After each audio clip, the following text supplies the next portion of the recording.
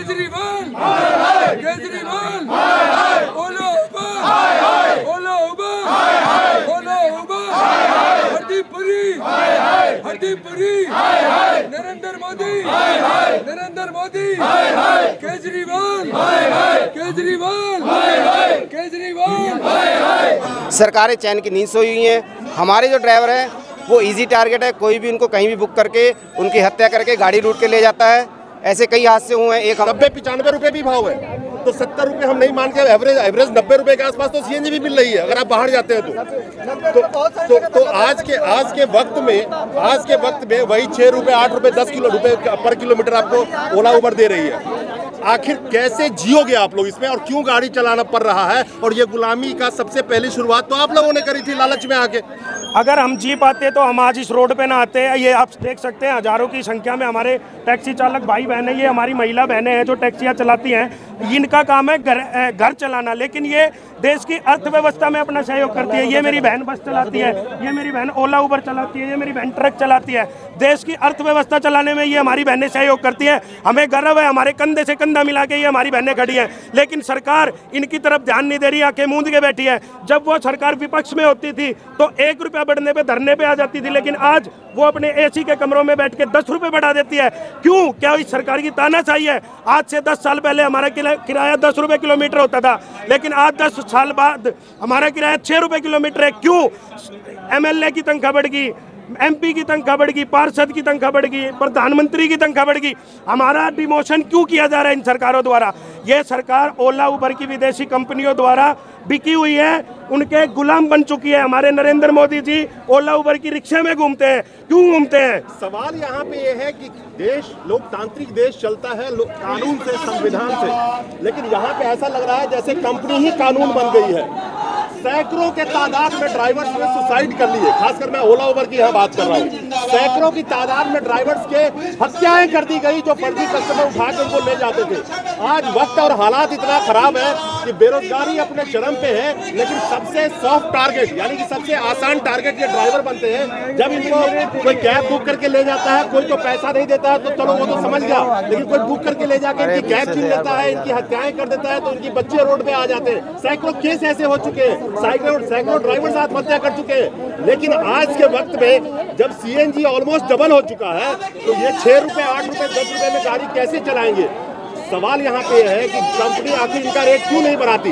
वजह ये है कि ये सरकार जो हर मोर्चे पे नाकामयाब है, वो खास करके चाहती है कि इनके कंधे यानी कि ड्राइवर के कंधे पे बंदूक रख के लोगों को कुछ सुविधा मिले, लेकिन उनकी घर जमीन जायदाद और गहने बिकने को तैयार है। क्यों? गहने बेच के तो हमने गाड़ियाँ ली थी, लेकिन अब किस्त भरने के लिए हमने अपने बीवी बच्चों को या तो गिरवी रखना पड़ेगा या उनकी बोली लगानी पड़ेगी या उनको बेचना पड़ेगा। गहने तो हमने उसी टाइम रख दिए थे जब गाड़ियाँ ली थी। और आप कह रहे हो मर्डर, ना जाने कितने हरिनारायण, राम नरेश, रमेश, सुरेश, ना जाने कितने सैकड़ों के ड्राइवरों के मर्डर कर दिए सवारी ने। सिर्फ ओला इजी टारगेट है, अपने इससे बुक करती है और ड्राइवर हमारा जाता है। हमारे ड्राइवर को ये तक नहीं पता कि मैं किसके पास जा रहा हूँ, किसको पिकअप करने जा रहा हूँ, और इजी टारगेट बना के हमारा मर्डर कर दिया जाता है। और कंपनी हमें उसका डाटा तक नहीं देती जो वो पैसेंजर हमारे पास बैठा है। ना पुलिस की कार्रवाई होती है, ना कुछ और होता है। उल्टा कंपनी हमारे ड्राइवर का डाटा भी उड़ा देती है कि हमारे तो ये काम ही नहीं करता था, 1 हफ्ते से हमारी कंपनी में उसने काम ही नहीं किया। चलिए बात करते हैं कुछ महिला ड्राइवर्स यहाँ। पैसे कुछ नहीं मिल रहे, हमें तेल नहीं भरना। हम चाहते हैं कि सीएनजी गाड़ी बढ़े तो हमारा शेयर भी भरना चाहिए, वो कुछ नहीं कर रहे। कंपनी तो आपको लाखपति बनाने चली थी, आज आप रोड पे चला रहे हैं। लाखपति है सर, क्योंकि सीएनजी गाड़ी बढ़ गई ना, ओला उबर कुछ नहीं बढ़ा रही है। वो अपने कमीशन क्यों नहीं कम करती हैं? कमीशन उनका बराबर का चल रही है, कमीशन लाओ ना, कमीशन उनका कम करो।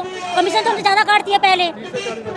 बहुत ही अहम बात कही इन्होंने कि कमीशन 33 से 35% के करीब इनके जो किराया है उससे कमीशन काट लिया जाता है। अब आप समझिएगा कि कंपनी का तो कुछ नहीं जा रहा है, क्योंकि उनका तो हिंग लगे ना फिटकरी रंग भी चौका, क्योंकि सूखा कमाई इनसे वो काट रहे हैं। 100 रुपए में 35 रुपए 40 रुपए इनके साफ हो गए। सवाल ये है कि आखिर ये ड्राइवर्स और टैक्सी ट्रेड हो या ट्रांसपोर्ट ट्रेड हो, आखिर इनके किराए को जब बाजार में फ्यूल का दाम बढ़ता है उससे लिंक क्यों नहीं किया जाता? क्या इनका किराया उस तेल के दाम से नहीं जुड़ा होना चाहिए कि अगर तेल का दाम बढ़ेगा तो इनका किराया भी बढ़ेगा? आप लोगों का जो किराया है वो तेल के दाम के साथ ही बढ़ना चाहिए, क्यों नहीं बढ़ता? सर ये तो नहीं, मैं 10 साल से हो गए मुझे गाड़ी चलाते हुए, और 10 साल हो गए 6 रुपए के है, और सीएनजी के 70 रुपए हो गए। हमारा किराया वही 7 रुपए ही है, तो हमारा भी तो जैसे सीएनजी के रेट बढ़े वैसे हमारा भी तो किराया बढ़ना चाहिए ना। तो लालच में तो आप ही लोग फंसे थे ना, क्या लालच में फंसने का वजह मैं ये भी बताता हूँ आपको कि पहले सबसे पहले बाजार पे कब्जा किया ओला उबर ने, पहले इन लोगों को लोभ लालच दिया। मैं फिर रिपीट कर दूं, आज का वक्त भारत में ये हो चुका है कि चाहे पॉलिटिकल पार्टी हो चाहे कॉर्पोरेट हो, इस लोभ और लालच देने की शुरुआत ओला उबर ने करी, बाजार पे कब्जा किया, और जो एक जुमला फेंक के 15 लाख इनके अकाउंट में आने वाले थे वो भारत की गद्दी पे चला गया। जो 40 और 30 रुपए की पेट्रोल डीजल बेच रहा था वो सुनने को तैयार नहीं है, संसद में महंगाई पे चर्चा करने को तैयार नहीं है, जनता रोड पे है, मीडिया इनको दिखाने को तैयार नहीं है। आज के वक्त में सिर्फ 3 वजहों से चुनाव जीता जा रहा है, मीडिया, मनी और चुनाव आयोग। इन तीनों को कब्जे में करके और हर जनता की आवाज दबाई जा रही है। इसी जंतर मंतर पे अगर आप आएंगे तो हजारों लोग यहाँ बैठे मिलेंगे अपने अपने समस्याओं को लेकर के, कोई सुनने वाला नहीं है, और सबसे बड़ी बात कोई दिखाने वाला नहीं है। आज के वक्त में पाजी ये बताओ कि 70 रुपए सीएनजी, 30 रुपए 35 रुपए सीएनजी पे गाड़ी चलाते थे, अब 6 रुपए पे तो चलो गुजारा हो जाता था, आज कैसे जियोगे? जीना कहाँ है, अब तो मरने की बाकी है। बस सरकार ने मरने के लिए छोड़ दिया है। सीएनजी जैसे ही सो के उठो पता लगता है 2.5 रुपये बढ़ गए, आज 3 रुपये बढ़ गए। पिछले महीने तक सीएनजी का रेट 42 रुपये था, आज 70 रुपये क्रॉस कर गया है।